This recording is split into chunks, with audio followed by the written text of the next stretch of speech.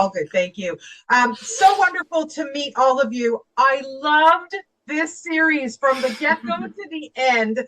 And I want to start with you, Heike, because poor Carlotta, I mean, as a mother, oh my goodness. Okay, listen, the worst fear would have your child missing. But what I love so much about this series is it's serious, but there's so much humor. What was your initial reaction to the script, to getting this?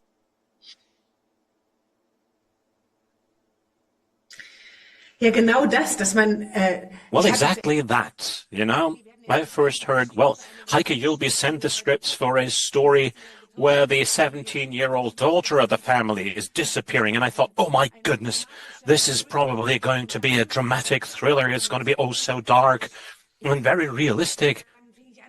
And then I started reading the script, and it really, you know, lit a light in my heart. I could see that I would always have the connection to the drama and the pain of the parents. Of course, it would be there, but still, we all would be in situations that are so exaggeratedly crazy that you actually have to laugh. And that you're not laughing because it's just funny, but because it's absurd. Or, you know, you've got the feeling, oh no, things can't get any worse. And I would not have anticipated that. So it's this kind of humor that I really thought was great and was not really that frequent in German productions before. Yes, exactly, for sure. Yeah, we see some of that here in North America, but not in a German series, and I really appreciate it. Sorry, Axel, next, I want to ask you about poor Dito. He tries his best. He really tries his best, honestly. But the measures that they go through to try to find Wanda is so crazy. Would you even think of trying to put plant in every single person's house to watch what they're doing? I mean, you know, a little icky.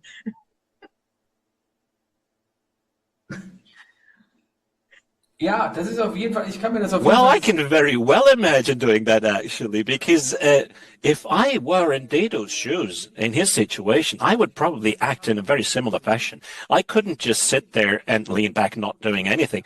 I personally would probably not be quite as clumsy as Dato because, you know, he just, you know, keeps on bumbling, you know, adding another problem on top of all the problems, making things even harder for everyone. But I could very well imagine doing something like that. You know, if police were to tell me that they couldn't support me any longer in such a case, I would definitely not just sit at home and watch television.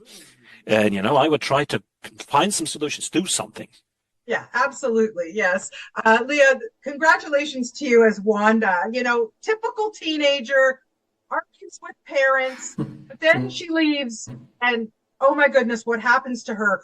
How did you find a way to relate to Wanda and what she was going through?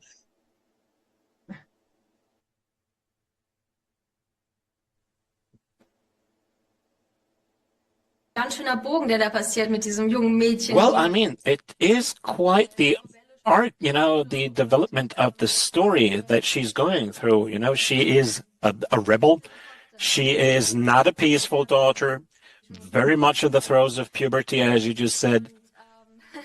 Also einerseits natürlich durch And die so, on the one hand, of course, it's the external factors, you know, the disappearance, that allows you to get closer to the secret, you know, from episode to episode as to where Wanda might be. And there is so much happening around her, and there's so much happening inside of her as well. So there is a young lady developing here who starts to recognize what her own mistakes might be, and that she's not always at the center of the world, that there are also other people who might have their own problems.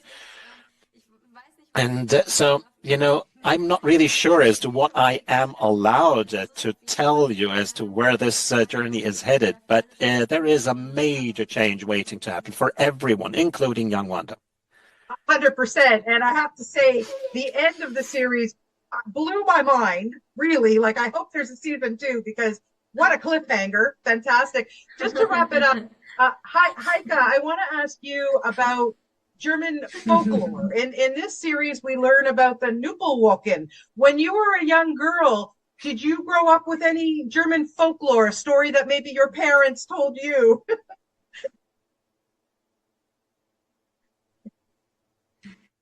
Naja, ich komme aus Düsseldorf Well, I am from Düsseldorf. Düsseldorf is in the federal state of North Rhine-Westphalia, close to Cologne. And what we have there is Fasching, German carnival. And during Fasching, people, dress up, in fancy dresses, a bit like in the Nuppelwochennacht, the night of the Nuppelwochen. And, then there are parades, and they've got, floats, and then they're throwing candy, and people try to catch the candy. People are drinking loads of beer, and they're celebrating. And over days and days, people are allowed to drink as much alcohol as they want to, and get closer to each other, touching each other in all kinds of manners. Perhaps it's not just quite as bad as it was when I was small. So, it's what the adults did, the grown-ups did. That was Fasching. So it still is a big thing in Germany. But I think that the Nuppelwochen probably has something to do with these kinds of carnival traditions. I get it. Every culture has it, and all over the world. Well, I'm speaking to you from Canada. I am very excited for everybody to see this show. I absolutely loved it. And thank you so much for your time today to all three of you. Thank you, and best of luck with the series. Auf vielen Dank. Dankeschön. Liebe Grüße. Thank you very much. Danke. Thank you. so All much. the best to you.